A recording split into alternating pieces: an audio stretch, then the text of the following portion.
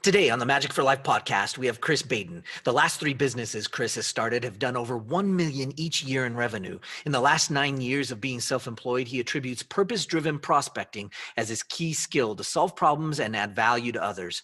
I can't wait to share a story with you. Let's cue the intro and jump right in. I've spent the last 20 years studying, teaching, and coaching people to find their greatness and take their lives to the next level.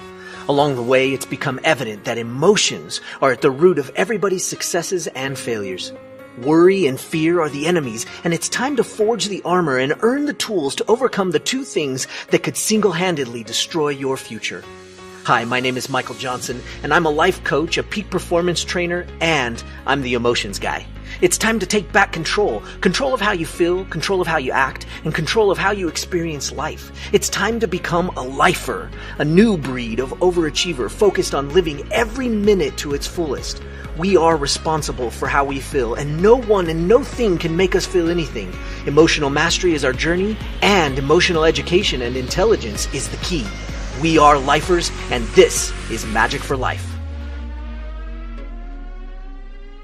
What's up, lifers? Michael Johnson here with the Magic for Life podcast, and I'm excited that you joined me today because we have Chris Baden. I said it right? It's Baden, not, yeah? Yep, Baden. Oh, that's it. I was like, all of a sudden, it went through my head like, maybe I said that Hold wrong. on. Yeah, nailed it. You're on point. Awesome. Well, we are excited to have you here today. Chris is one of my mentors, and look to him on a regular basis to help me continue to grow and get stronger and better. But he's amazing, and I cannot wait for everybody to learn about him. And so what I want to do with you straight away is jump in and talk about your backstory, because in so few cases do you get a chance to really tell kind of how it all began. And you have a lot of things that you've done through the years. You've started a lot of successful businesses. You have had quite an interesting journey. So I want to start from the beginning. Back in my day when I was, no, maybe not that long, but from the beginning, give us your backstory. What is it that got you going into entrepreneurship and going down this path, and how did you get to this point today? Great question. To share a fun story that, like for young Chris, kid Chris, that I think others might enjoy and be able to pull some things from. I was 5 years old, and that's I go back there because that's the first time that I can recall being like, I want that. And I want that, meaning I have a goal. Here's a specific outcome I would like to attain, and I'm committed. And you guys, like everyone listening, you know what I'm saying? Like I like just drawing this distinction between goals and outcomes. I'm not really a big fan of goals. I would be labeled as your ambitious, driven guy more than not. But oh man, you gotta have a lot of goals. I just don't like the word. Goals feel kind of like hopes. It's like, oh, I hope I get this. I hope I hit that. I like outcomes. Like, here's the outcome. Here's the result that I'm committed. Oh, I didn't get it. Well, great. My work's not done. What's next in order to you just keep going and going and going until you get it. So the first outcome, I was like, this one. At 5 years old, I wanted to be a first degree black belt. I had just started, it was Taekwondo that I was in, American Taekwondo Association. I think the franchise is still around everywhere, but yeah, really, really helpful. It was awesome. They had like the word of the week, encourage or confidence, respect, and you had to. There's so many great things, life lessons that I learned in that. And so, but Jason Nuttenhole, this kid, and I haven't talked to this kid in years, but he was 7 years old, and he could kick above his head. And do all the weapons, and I was like, this is friggin' the coolest thing ever. I want to be a first degree black belt and kick above my head. So I'm 5 years old, just kind of getting into it. And yeah, I mean, it was a hard journey, but like 5 days a week, whatever it was, there is this persistence. Both my parents grew up on a farm, so I always say I get my work ethic from them. Sun up, sun down mentality. It's just that kind of feel. And it's like, well, is that hard work? I was like, I don't know. It's just what it is. This is what we do. So, I'm progressing through the forms and all the one steps, and then we, I become a brown belt. I get into board breaking, and there's a bunch of fears I needed to break through there. I was just scared to like hit it, and it hurts, and just all this like whiny stuff in my head. I just needed to kind of grow up a little bit and just persevere and focus and like just do it. And so there's that, but I really had a hard sticking point when I was a red and black belt. And that's the belts. You're red in that sequence. It's a red belt, then a red black belt, and then you're a first degree black belt. And for our listeners, like, it was the belt right before the black belt, the breakthrough, that it was the hardest. Not just physically, not just mentally, but also emotionally. Emotionally, I was burned out. I was done. I'm good. I'm like, I don't really care anymore. It's funny that it hits like when you get so close to it. I don't know why, we see all these movies and it's the story arc and it's like, duh, why is that so real life? But it really was. And so here's what here's what happened. I wanted to quit. I really did. But my dad got the key from the instructor, and then we started also going on the weekends.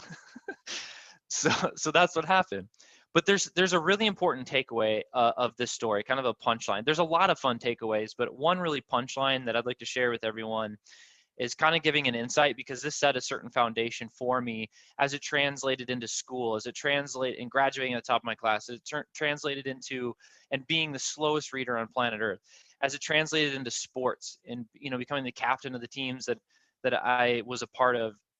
Not always, not all of them, but a good portion of them.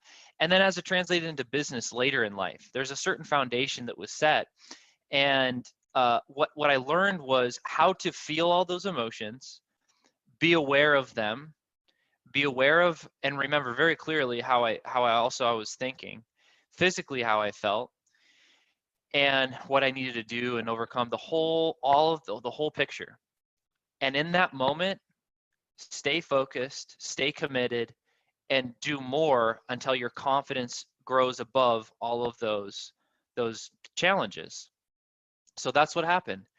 And I tested. And at 7 years old, 2 years later, 5+ days a week, I became a first degree black belt.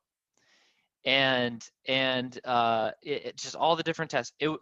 That lesson, the punchline breakthrough for me was, oh, it's okay to push through. So when I bumped up against my next challenge, because it came, and anyone that's done enough life knows, the struggle and grind is a guarantee.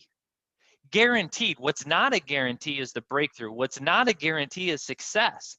What's not a guarantee is I'm going to get the amount of money or the relationship or whatever I want, or the thing that I feel inside that I should pursue. That's not a guarantee. So it's like, if you find the thing that's worth it from the beginning, that's a good idea. Because whatever you choose, there will be a struggle and a grind to overcome and persevere through. But if you pick the right one, at least it'll be fulfilling enough, that'll kind of justify all the time. And so for me, that set up kind of a foundation where, as I approached other sports, I went on to get my second degree black belt a year later when I was 8. And then I had to wait till I was like 21 to get my third degree.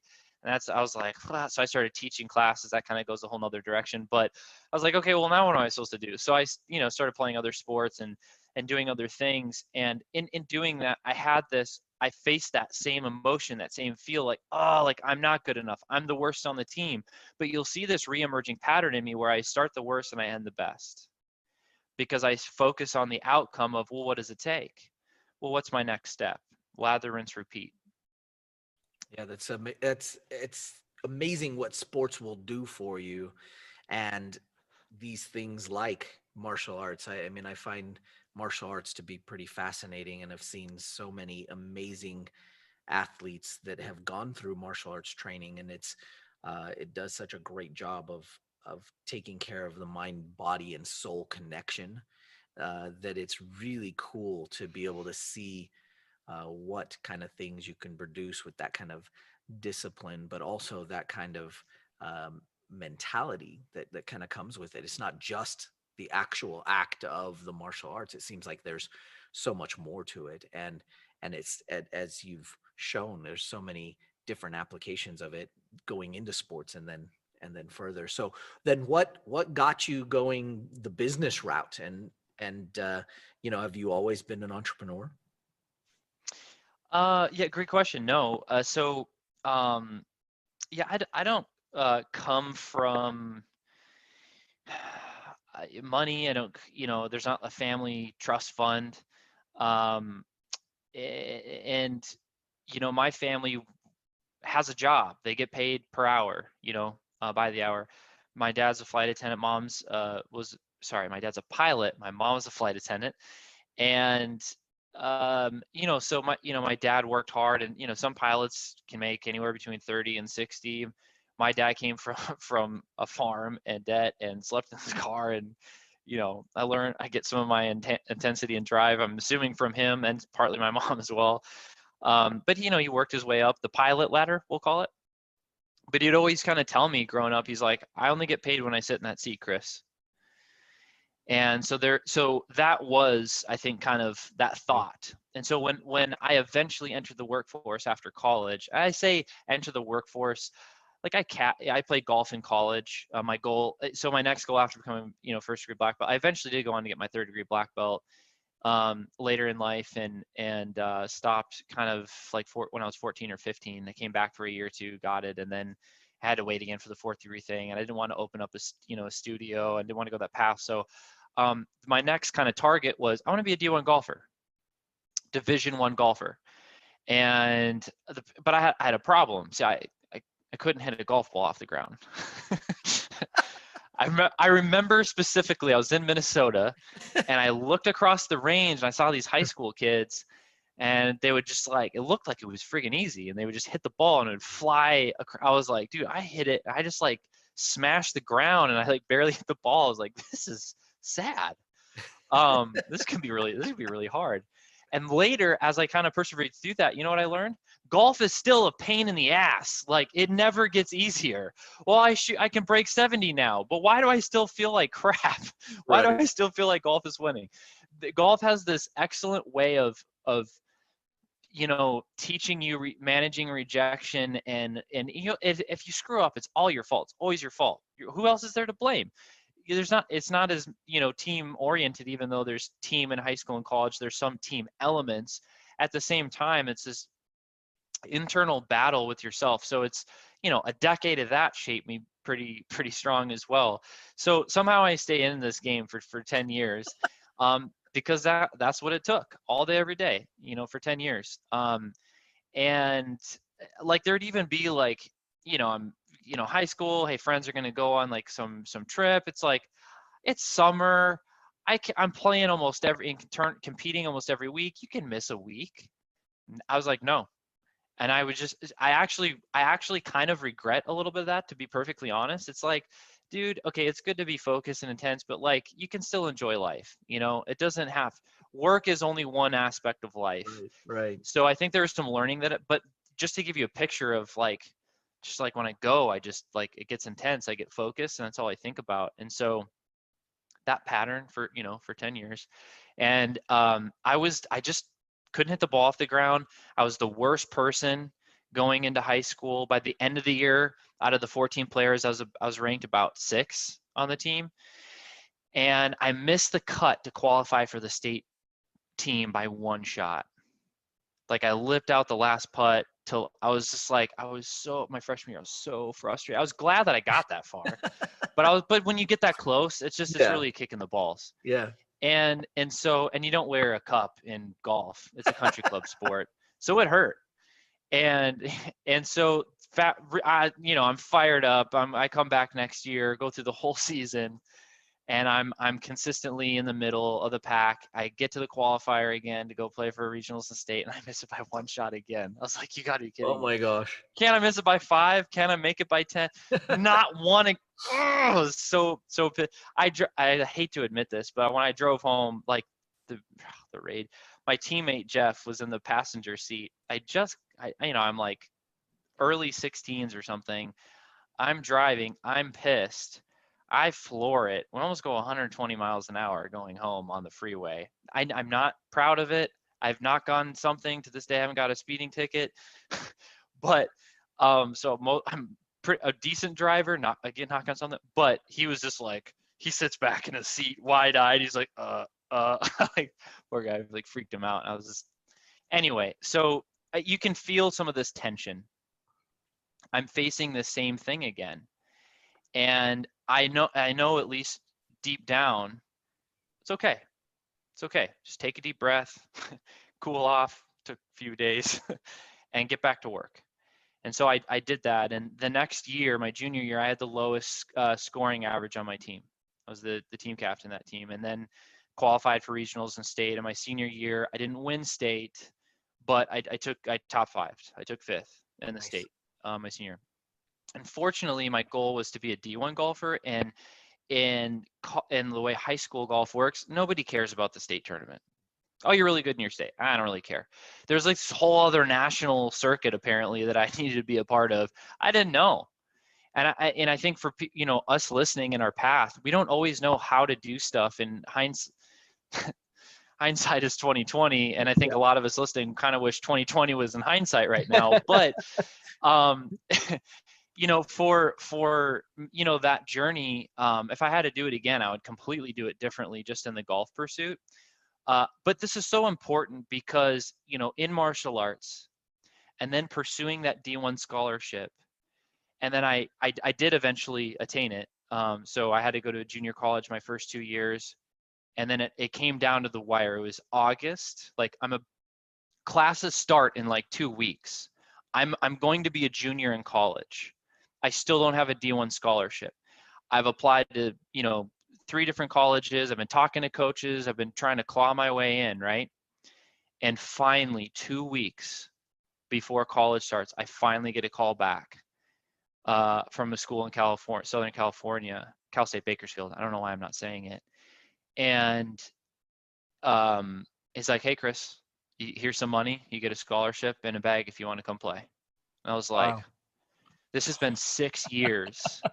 6 years. Like almost every day, summers, the whole, this was my career. That's how I approached it. And I thought the whole time that I was never good enough. I was never going to actually make it. I kept missing cuts. It's just pure commission only sales. It's just pure entrepreneurship rejection every day. But you got to show up anyway, figure it out. It's just a grind. Like, I just know it as, like, I've spent so much of life kind of in that space. I don't know that I would ever survive in a job. I'd be bored out of my mind. You mean I have a paycheck and I just have to do this? And like, kind of, there's not enough pressure, and I'm so used to the pressure. It wouldn't work.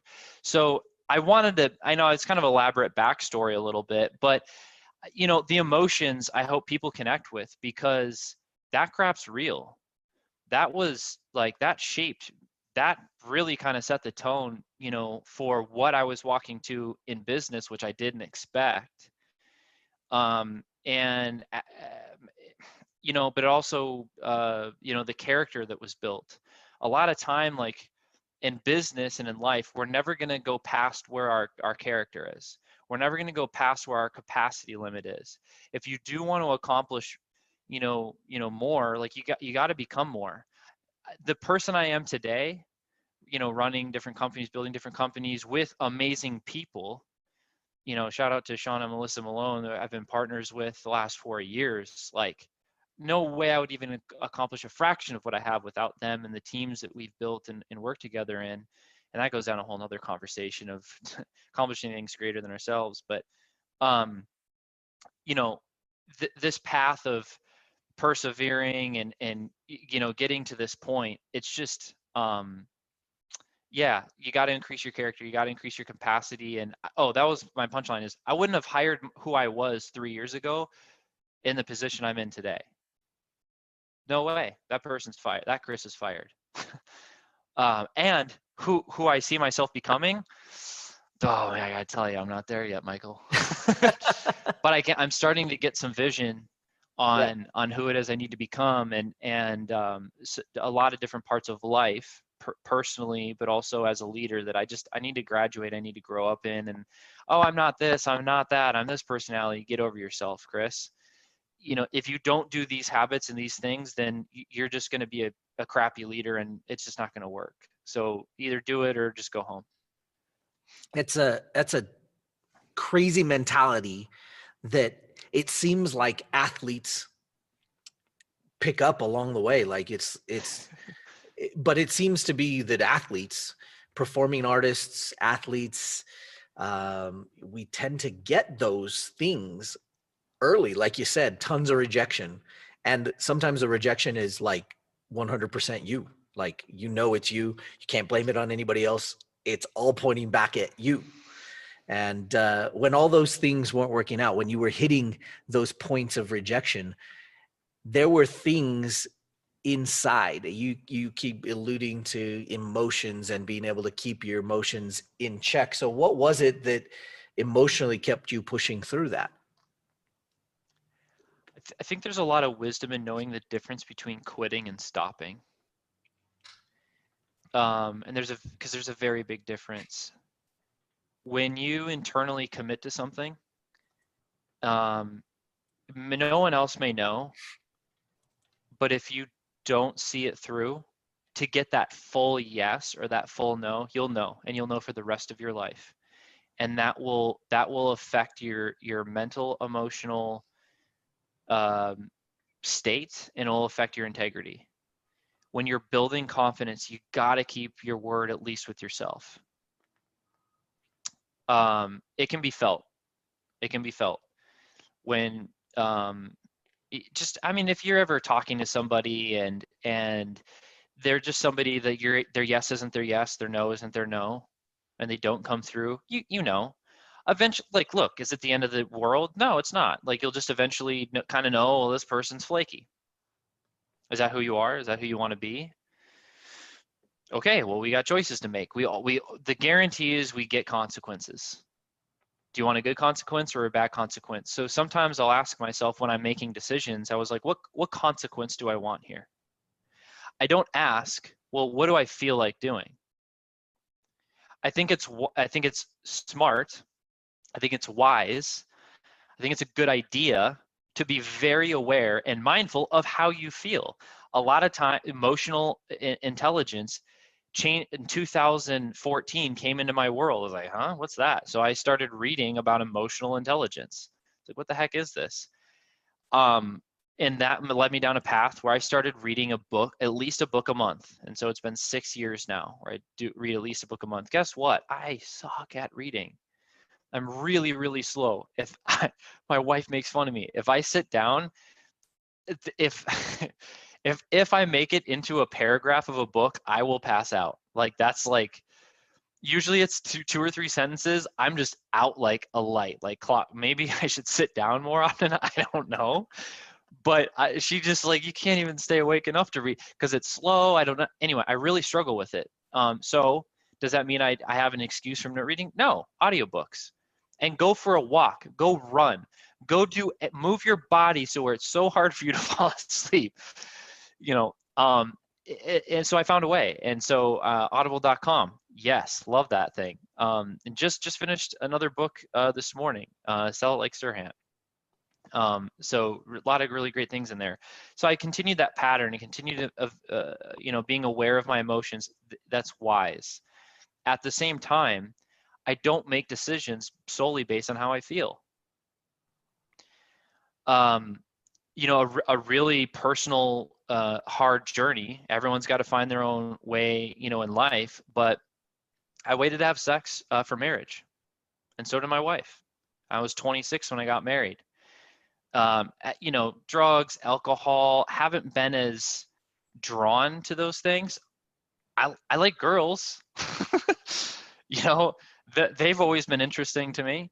And so when I made that internal commitment to say, no, I'm going to wait.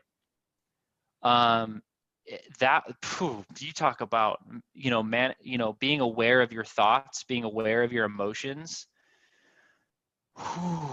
That one, at least for me, maybe it's different for other dudes, but for me, good night. That's still by far the hardest challenge. You talk about sports, reject, all they did is say no. Who, I'll be good in a day. But when you got to wake up the next day and still like manage all that energy as a 16-year-old, 18-year-old, 20-year-old, 24, it's like, for me, again, maybe Chris, why you make it seem like a big deal? For me, it was like, this is really challenging. So, and it's everything, porn, masturbate, everything, like, no. And everyone's not going to always know my personal life. I've certainly never talked about this stuff on a podcast or an interview before, but in this framework, and is that the best route? I don't know. There's definitely a lot of great fruit and blessing that I'm really grateful that I did. But I'm not saying that's always like the perfect path. I'm not trying to evangelize how to go about this, but what I do want everyone to hear is the balance of managing emotion, thought, and actual decision making and action. There's a certain practice and discipline and insane value to paying attention to those. And it kind of sums up in this area of there's a difference between quitting and there's a difference between stopping. I promise the temptation of just waiting for marriage, and then you find the person that you're going to be with and you both know it and you're both going down that path. No one's going, it could be managed where no one's going to know, but I'll always know and we'll always know. And what kind of person do you choose to be? And then, so that's the filter. Now, I'm not perfect and I make mistakes, and there is validity to saying, you know what, owning up to what you messed up on and what actually took place. But that shaped me in a different way. And the business partnerships that I built, the level of communication and honesty, I think is at a place that most people aren't used to. So I say a saying like this. Here's kind of a thing someone could actually take and implement into their life. I say this. By the way, this statement has served me well in my best friend that I've known my entire life, the marriage that I've had. We've been together 13 years, coming in a month, and we've been married for 7. And the successful business relationships, the current one with Sean and Mel is 4 years now.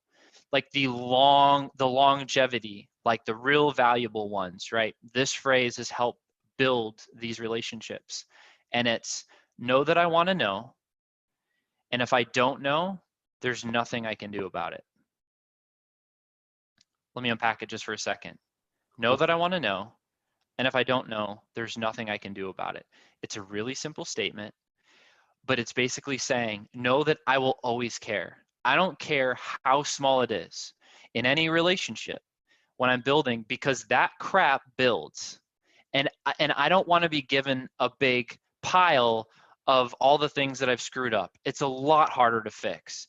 I like to equate it to the junk drawer or the junk room or the garage for some of you listening, where you've got these massive piles and it's the thing you just want to keep the door shut on, but it's there. And the mental and emotional energy that sucks, steals, and drains from you is insane. And then you multiply that over time, the multiple of that, you could live a completely different, lesser life. It actually really is a big deal at scale. Like in golf, if you hit the ball straight down the fairway, but if you change the degree of the club face by just 1 degree, the further down the fairway you go at 100 yards, at 200 yards, at 300 yards, the distance between your target that you're aiming for actually becomes hundreds of yards different. So where you're aiming to hit your mark, to hit your goal, know that I always want to know. Like, I care about all the small stuff. Like, let's fix it sooner so we don't end up way off target. And then the second piece is, and if I don't know, I can't be responsible for anything to change or fix. And so it creates a relational dynamic, a partnership dynamic with yourself and with other people, where it's saying, once I know, we can get to work on it. And it's my responsibility when I feel those things, it's my responsibility to bring that to the table and have the uncomfortable conversation. And I will trust that if you feel any of those things, you will know that I will respond to you in a safe environment, in a safe way. I won't yell at you. I won't punish you for actually being honest with me, no matter how hard it is to hear. And so it's just kind of, I don't know, to me, that has served me well as I've gone through life. It seems like, well, of course, all that makes sense, Chris, but we all know when we go through life, that junk gets a little gray, gets a little messy, should I say it? Is this the right time to say this thing? Is this being too, it gets into this head game. So I just try to knock all that stuff out as soon as I can earlier in a relationship and building, and just know that it's always safe, and just having really honest and respectful conversations is okay. That's normal. Yeah. You know, you've had some wicked successes in business, and so much of what you've talked to us about is that foundation for all of that to come together. How have you learned to manage worry and fear, two of our most challenging emotions to play with, during this process, and in finding success in those businesses that you've built? Worry and fear. Great. Okay. I love it. Those are great. Worry, what comes to mind is focusing on what you can control and what you can't control. And fear is identify if it's good fear or bad fear, because I don't think all fear is bad. It's not all negative. Sometimes it's really helpful. It's really, really helpful. So worry, usually when I'm worried, I'm focused and thinking or anticipating things that I can't control. So if there's something, mentally I need to think through, or emotionally I need to sort through, it's like, okay, you get 5 minutes, you get 30 minutes, you get an hour, you get the rest of today to process this. It can get as messy as you want it to get. But once that's done, we're going to reset to, where am I at right now? What can I control? And what's the next step? And I got to let everything else go. And so it's just kind of that mental or emotional operating system. I love that term. That's my SOP, my standard operating procedure Nice. for managing the emotion and worry in that fashion. Is I like to set a time frame so I don't dwell, I don't sit in it, because that steals from me. It steals from the relationships that are around me, and it steals from hitting goals. And when I bring that into sales calls, when I bring that into team meetings, when I bring that into everywhere, it just doesn't help me. That alone, other people. So that's kind of the worry piece. And then the fear piece is, sometimes, to be blatantly clear, you're at the edge of a cliff. I'm afraid of falling over. You're going to die. Okay, great, Chris. I get it. That's a really healthy fear. You want that fear there. So you're alert, your adrenaline kicks in, fight or flight, the fight kicks in, you're focused, you're more focused, you're more aware. And reining it in closer to real life and into business. The entrepreneur likes to jump out of the plane. I'm totally guilty of this. Hey, we're going to build a parachute. How? I don't know. I'm going to hope there's some debris in the air and it's got a parachute. We'll build it on the way. It's some of that mentality, and there is value to taking imperfect action. So I like this balance act of imperfect action, but also it's like, hey, if I'm launching, a new program, a new mastermind or something, and I've never solved that problem personally, and I've never solved that problem for other people, and I'm just going to figure it out as I go, and I'm going to charge other people money for that.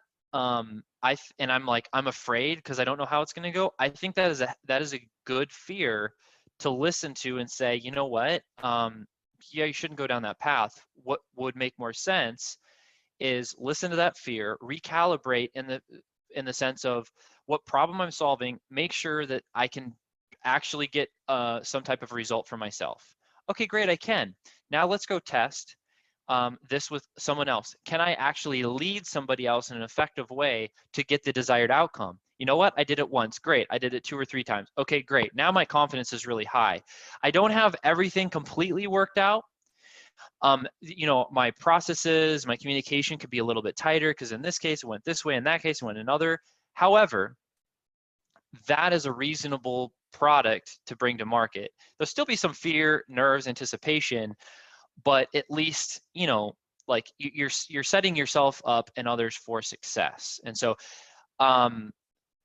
if fear, that's the good side. The bad side of fear is it can translate into or from anger or self-doubt, or if you're not viewing yourself in an objective or fair way, you're being self-destructive. That's an unhealthy fear that it leads into kind of different challenges. And without kind of diving, and I've dealt and struggled with all of the above, almost on a daily basis. But what extreme cases, here's what really helps me. Here's a standard operating procedure that someone could take, implement, and use that has served me really, really, really well. Is most of the time when I'm struggling the most emotionally, I'm burned out, I'm fatigued, and I don't know it. I don't know if maybe Michael, if you've ever experienced this, but yeah. my wife also makes fun of me because she's like, "Are you tired?" And I'm like, "No, I'm fine. I'm good." She's like, "You're like one of your eyes is shut right now, Chris." Like you can't. I'm good. I'm fine. I can. What do you? So she'll we kind of laugh about it because part of me is like, it's just my thinking. It's like, well, I've gone 72 hours without eating and only drinking water. I was like, how's my body going to respond? Like, and I know some people fast for like 21 days and 3 days is nothing, but 3 days was, man, there is food everywhere. When you're not eating, it's like all you do is think about food. Is insane. Anyway, and then sleep. I've done multiple like 40+ hour shifts of just like you start Saturday morning, work all day Saturday. I don't sleep all Saturday night. I work through Sunday day till the end of the day, and that's usually about a 40+ hour shift. And it's like you see, like I have a breaking point, and like emotionally and mentally, I start having all these weird types of fears. I get a lot of anger. I'll have these crazy arguments with people in my head. I get insanely violent in my thoughts. And it goes through me, and I'm like, that was intense. Like, that's not me. I'm not an angry or horrible person. I haven't done these things. You know what I mean? So here, I'm sharing these stories for a specific reason. Number one, I know I'm not alone. That crap is not unique to me. Okay. So when it goes through me, I'm not like, oh, I'm a bad person. I don't identify with a mistake or a bad thought, or, it's like saying, like, if something hurts you and then you put identity in it, that's insanity. That's like stepping on a nail and the nail goes through your foot and it hurts you. It pierces you. It pierces your, emotion. It pierces your heart or pierces your body, right? And you're like, oh crap, the nail hurt me. Now I'm a nail. And that kind of goes down. And I know it sounds silly, but just follow the logic and just, I don't know the most PC way to say this, but like, alcoholic or different trends or things, there's it's a little messy in there, and I don't want to dive too deep. Just follow with me the logic. I'm saying if someone has been drunk for a period of time and they've struggled with that habit, maybe not everyone, but some of them aren't alcoholics. But notice alcoholic is like an identity phrase. Alcohol is a habit or choice that you chose to consume, and then there was bad decision or a hurtful decision or a hurtful event that took place, and therefore you're like, oh, now I'm emotionally in pain, and now I'm going to identify it as this thing. But you're still a human, right? You step on a nail, it pierces. I don't know if that's too deep. Did I cover that too fast? Is this making sense? Oh yeah, totally. You're right on. The point is the power in this is being aware of your emotions, being aware of your thoughts, and where you're giving away your power. If you identify with weak emotions, you'll start showing up as a lesser person. It's just how it works. So I just want to like encourage people, take the power back. And you know when you can do it? Right this second. As soon as you become aware of where you're giving it away for free, which is your fault, which is my fault. And so, yeah, as we go, anyway, that one just, I didn't see myself going down that rabbit hole. Well, I'm trying to rein myself back in here. Where was I really going? There's a story here. I had a punchline.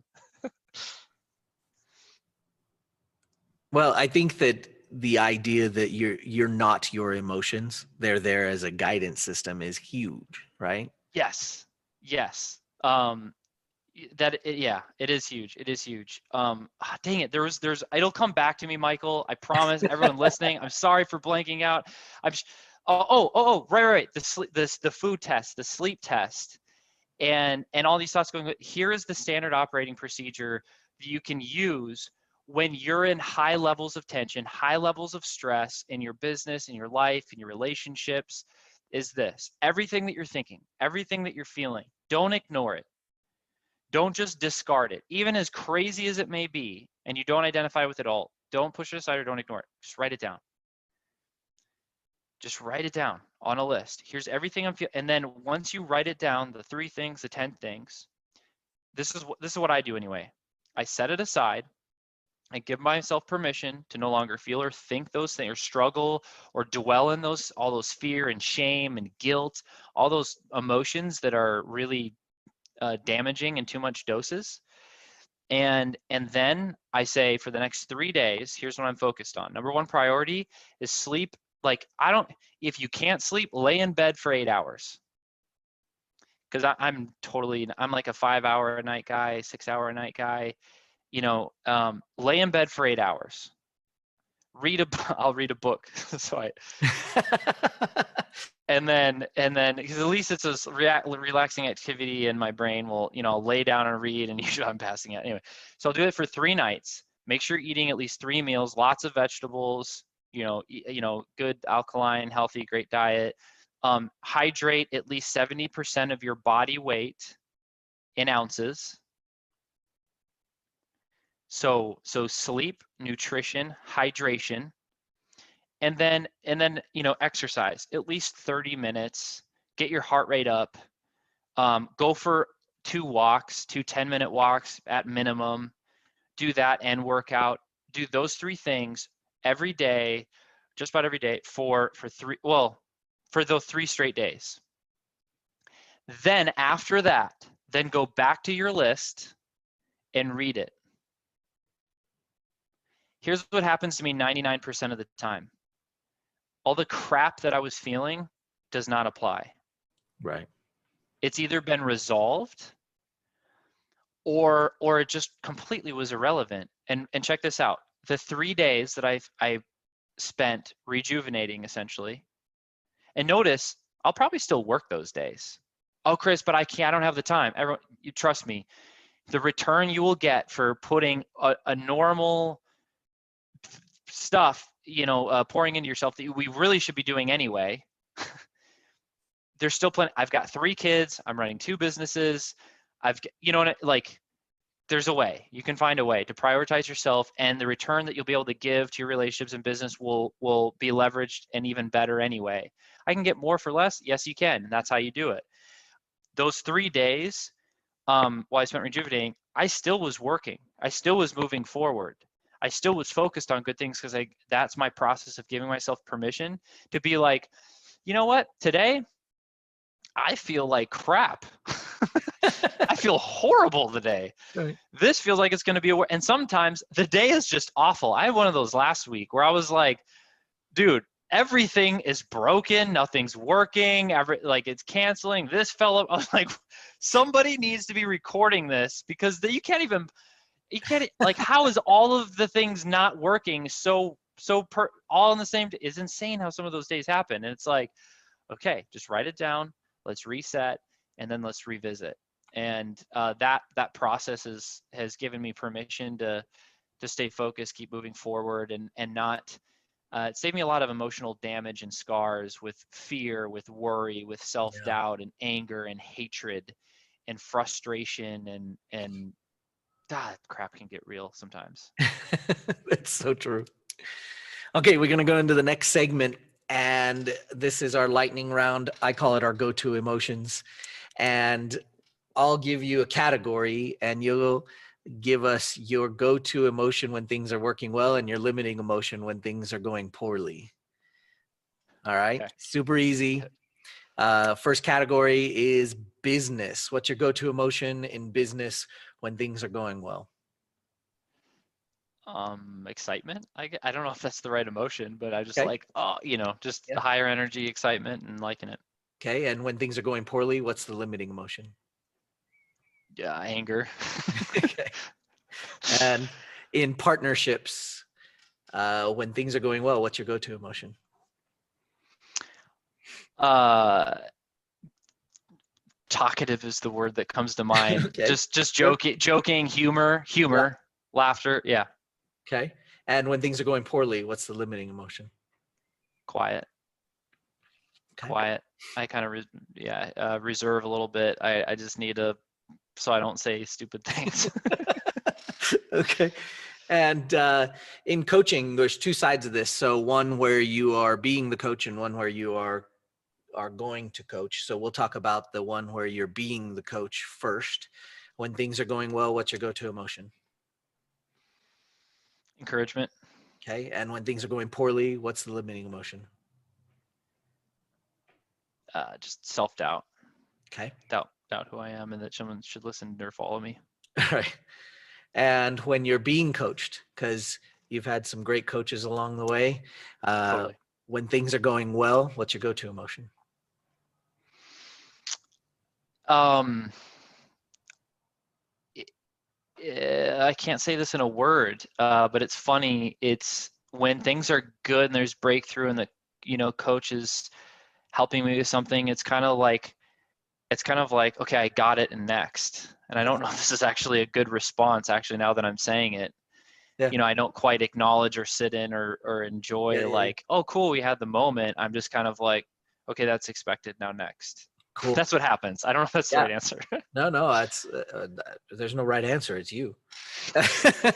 Okay. And when things are going poorly, when you're being coached, what's the limiting emotion? Yeah, I mean, it gets into that self-doubt stuff again. Yeah, confidence and self-doubt has definitely been a recurring struggle for me throughout life. You and the rest of us. um, in your relationship, when things are going well, what's your go-to emotion? Back to the laughter and humor, and Okay. usually when I'm happy, more humor will come out of me. I feel more like myself. Okay. And when things are going poorly, what's the limiting emotion? Yeah, relations, I get a little quiet. Are you okay? Oh, I'm fine. Yeah. Are you? Oh shoot, I'm not fine. Okay, I'll figure it out. Sorry, I'll be back in a day. Yeah. Yeah. Exactly. Yeah. Okay. And now you have children, and they're getting bigger. So when things are going well, what's your go-to emotion? Ideas, creativity, conquer the world. We're gonna start businesses and kick butt and take names with my kids. Nice. And when things are going poorly, what's the limiting emotion? What is wrong with you? What is wrong with me? Why are you so insane? Like, just can't. I just need a little reprieve. Just a pause button for just 2 seconds. Absolutely. Uh, Well, yes. that's it. That's the last category. I appreciate you being straightforward with us. It's always exciting to know that there are some more out there just like us. So true. um, all right. Well, it wouldn't be a day without me being able to share with the world one of my favorite mentors and coaches, and someone who's done so much for us. I'd love you to tell them about what you're up to and what you're doing, and how they can get in touch with you and find out more about you. Well, I appreciate those kind words, Michael. The best place to track me down is on Facebook. Just message me. Chris Baden is my name. Um, and I have my banner picture, because there is more than one Chris Baden. As I've been on these, I was like, oh, I'm telling people to come find me. I'm like, well, there's more than one Chris Baden apparently. I need to meet. That would be great content. I should like go on this mission to like go meet all the Chris Badens in the world. So on my banner, there's a picture of myself, my business partners with Russell Brunson. He's the owner of and CEO of ClickFunnels software company, and we're just holding up like this record award. So that's my profile. Message me and message Majic for Life. Make sure that you let me know that you came from Majic for Life, so that we can take special care of you. And because you're already a different breed if you're listening to the goodness that Michael's putting out into the world. Indeed. Lifers all the way for the win. Hey, we sure appreciate you. We'll put a link in there. And you also said about your Sales Ascenders Inner Circle. So we'll put that link in there to your Facebook and have them follow that as well. Yeah, we do have a free Facebook group. It's Sales Ascenders. Some of the there's so many good stuff behind Sales Ascenders, because that's just that's the entry brand. The true heart of that is to be an ascender, and we're all ascenders to a certain degree, but certainly ascending in life, in business, in relationships, paying attention to the mental, emotional, but also the actual action and physical side of this life is what we focus on primarily, for business owners and sales and marketing. So there are a lot of free resources in there, free content can serve people hopefully at a high level. Absolutely. Guys, if you haven't done it yet while you're listening, go do it now. Go message Chris and get into Sales Ascenders Inner Circle if you can. And if you'd like to work with him, go do it. He will change your world.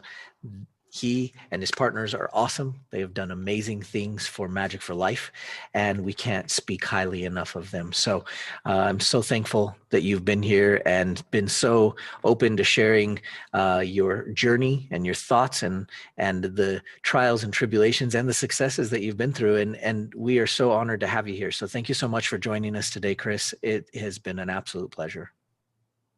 Thanks for having me. Hey, Lifers, don't forget to get your free copy of the Every Minute Book. You can find it at everyminutebook.com. And don't forget to follow us on Facebook and Instagram.